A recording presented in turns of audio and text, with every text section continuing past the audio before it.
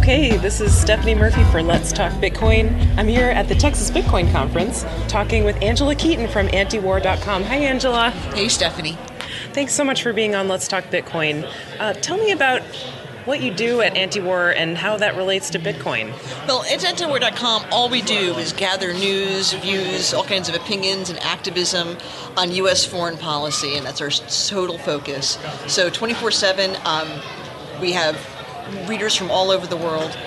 But one of the things we do is we try to through our activism kind of get people to think about war. Now, we are libertarians. We're not a libertarian site. We represent all ideologies. But as libertarians, we try to get people to think a little differently about things, right? Like about the dollar, Federal Reserve note, how much that is tied to funding the warfare state. Like how much of your taxes goes to the largest welfare program of them all, the empire. And that's, of course, it's the welfare program that kills children, occupies countries, tortures, and just creates all kinds of death and destruction. So why not do something differently to, we love money, right? I love money. I'm sorry, I do. I like having wealth. I like having, and to me, in medium exchange, I'm not sentimental about it. I mean, whatever. It's a paper dollar. It's something else. It's a seashell. Who cares, right? But I'm excited. I'm just very, very excited about the future, just as a human being, even if I weren't at antiwar.com, to think that there are ways of doing things where I'm not involving myself further in the empire. So as part of Bitcoin, we're one of the groups that's represented under the umbrella of Bitcoin Not Bombs, along with great groups like Free Aid. We are just, really teaching people to think differently. And of course, the kind of people who are early adopters of Bitcoin Not Bombs, these are people who are very progressive in their thinking and very forward thinking. So it was just an easy match. It's a really, really good match. Yeah, absolutely. You mentioned something today at the charity luncheon that we had here at the Texas Bitcoin Conference about peace dollars. And when I hear the term peace dollar, I've definitely heard the term war dollar before, the contrasting term. But there is actually a silver piece that people refer to as peace dollars. Do you know the history of that? Can you tell me more about it? No, I wish I did know the history of that. Though, if anyone has any of them, we'd be happy to take them at antiwar.com, and then I can learn more about the history of the peace dollar. No, I wish I did. A lot of I'm shamefully ignorant of some of the anti-war movement, apart from legal and political aspects. So, but this conference, the last time I went to a Bitcoin convention was in San Jose, May of 2013, and I was very skeptical. And I was always very skeptical, even when I first adopted Bitcoin. I said at antiwar.com, we're calling this the Bitcoin experiment. I was not getting married to it. If it didn't work, I'd write about that too on the blog, saying, yeah, okay, this is a bad idea, or a tweet or something about it, because we at antiwar.com, we don't, we just if we've made a mistake or we don't like something, we just say, okay, well, this is why we're going to do this differently now. So, that was that skeptical. I was that, and I didn't. I've seen alternative currencies in different forms, coming out of different ideological movements. And how do you get people? How do you compete against the dollar, which obviously has lost a lot of its luster anyway? But still, people are very emotionally attached to that. It's part of their American identity, even if they're not consciously thinking about it. So, this Bitcoin too being an international currency, I kind of like, the whole notion is very silly, kind of sentimental libertarian ideas about free trade, but how that sort of thing creates positive interactions between people and different nations. And that's the sort of mentality you need to have to see people as humans so that we don't have more war. Right, so trade decreases the likelihood of war, right? Yes. Yeah.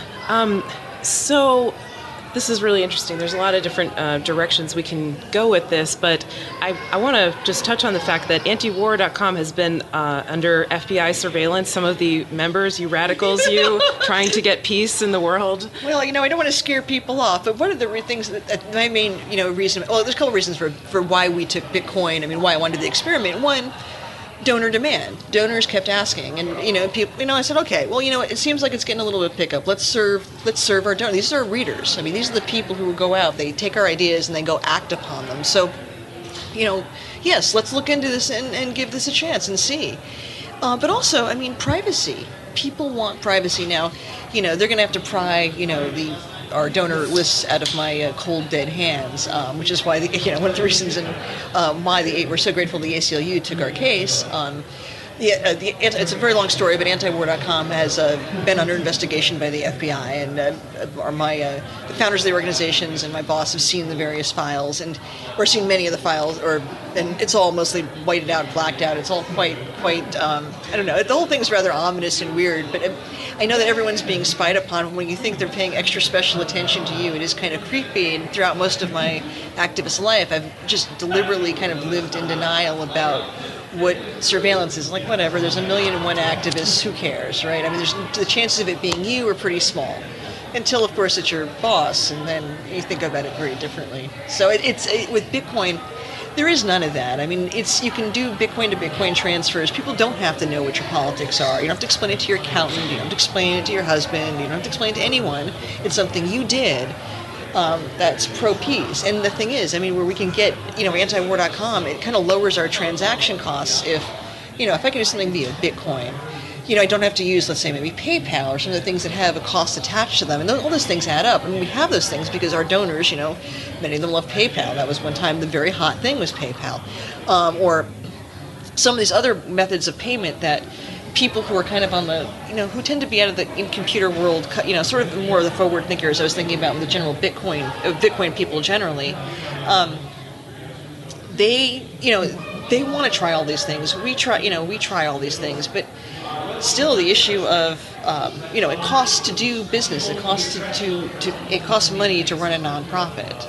It takes staff to do things, and it's difficult, but if we cut out some of these transaction costs, it saves us money. It doesn't take as much, it can help, keeps our budget in check. So, I don't know, I can't see too many downsides at this point, beyond the fact that, I guess we're all speculators and we're all part of a much larger experiment, but whether I like it or not, cryptocurrency's here. I mean, it wouldn't matter, even if, I was a skeptic, but I mean, but it didn't matter. I mean, the world's going to change. It'd be like not accepting cars at one time. Like, I'm going to do a horse and buggy. I mean, Right. So. Yeah, I mean, I was really interested in the donor privacy aspects because I know that one of the reasons that a lot of people got interested in Bitcoin in the first place was when WikiLeaks was cut off very famously by PayPal, Visa, MasterCard, and literally 97% of the global financial network at that time, you couldn't send a payment to WikiLeaks, and it was all done extra legally. Nobody said WikiLeaks is illegal now. It was all just pressure from the U.S. government, and that's all it takes, really, for politically unpopular organizations that are interested in freedom. And I know that there are some people who wanted to support WikiLeaks or perhaps wanted to support Defense Distributed, who was doing, the Cody Wilson's thing, 3D printed firearms, or even Planned Parenthood, and just didn't want other people to know about it because they didn't want to be judged or whatever. And I imagine anti-war, it might be like that. Some people might want to support that organization, but want to do so privately, so they can now do that with Bitcoin, right? It is true. I mean, there are people. And by the way, I mean, we lost donors because of the FBI's investigation once that became public. Because, and these are generally people of means too who just thought, why court trouble in my life? Especially if you're very established, especially if you have a lot to lose. Like, why ask for trouble? So you lose some major donors that way. And I understood. I mean, what was I going to say? Now, even though I would never, release names, I don't know. I mean, we're never going to know what I'm a skeptic on that too. I don't think we're ever going to know exactly what the government's keeping track of on antiwar.com.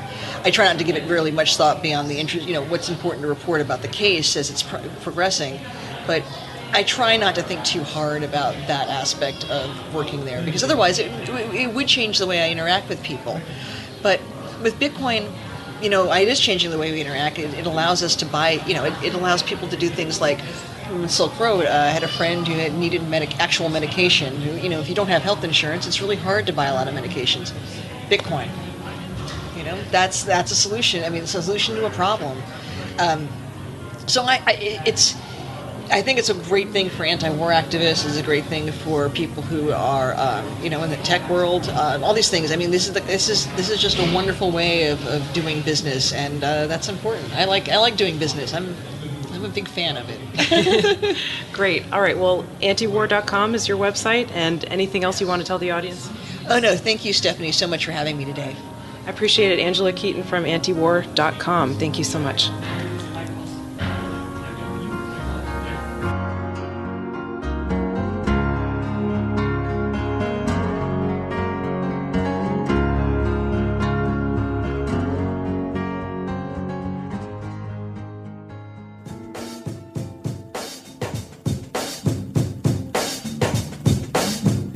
BitGive Foundation is a nonprofit charitable giving organization leveraging the power of the Bitcoin community to improve public health and the environment worldwide.